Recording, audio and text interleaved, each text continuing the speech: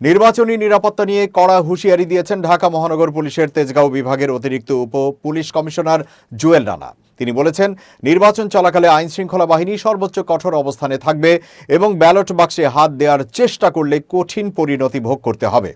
এক নিরাপত্তা সংক্রান্ত ব্রিফিংয়ে এসব কথা বলেন পুলিশের এই ঊর্ধ্বতন কর্মকর্তা। ব্যালট বাক্স ছিনতাই প্রসঙ্গে জুয়েল রানা বলেন, সেনাবাহিনী, পুলিশ, র্যাব, বিজিবি, আনসার সবার হাতে দামি দামি অস্ত্র থাকবে, সবার হাতে AK-47 থাকবে। এগুলো দেখলে ভোটের ব্যালট বাক্সে হাত দেওয়ার সাহসই পাবে না। তিনি বলেন, অবাধ, সুষ্ঠু ও নিরপেক্ষ নির্বাচন নিশ্চিত করতে আইন শৃঙ্খলা বাহিনী সর্বোচ্চ প্রস্তুতি নিয়েছে। কোনো ধরনের সন্ত্রাস, ভোট কারচুপি কিংবা কেন্দ্র দখলের চেষ্টা বরদাস্ত করা হবে না। তিনি আরও বলেন, নির্বাচনের দিন প্রতিটি কেন্দ্র থাকবে কড়া নজরদারিতে। পুলিশ, বিজিবি ও অন্যান্য আইন শৃঙ্খলা বাহিনী সমন্বিতভাবে দায়িত্ব পালন করবে। যারা ভোটের পরিবেশ নষ্ট করতে চাইবে তাদের বিরুদ্ধে তাৎক্ষণিক ব্যবস্থা নেওয়া হবে।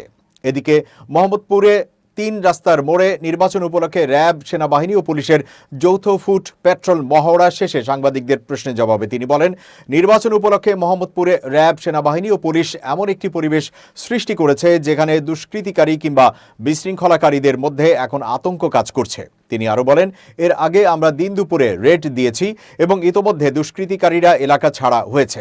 সাংবাদিকরাও কোনো প্রশ্ন তুলতে পারেননি। গোয়েন্দা তথ্যের ভিত্তিতে মোহাম্মদপুরে দুষ্কৃতিকারীদের সাইজ করে ফেলা হয়েছে। তিনি বলেন, যারা দুষ্কৃতিকারী আছে তাদের মনে ভয় ও আতঙ্ক ঢুকিয়ে দিতে চাই, যেন ভোটের আগেই তারা মোহাম্মদপুর, আদাবর ও শেরেবাংলা নগর এলাকা ছেড়ে চলে যায়।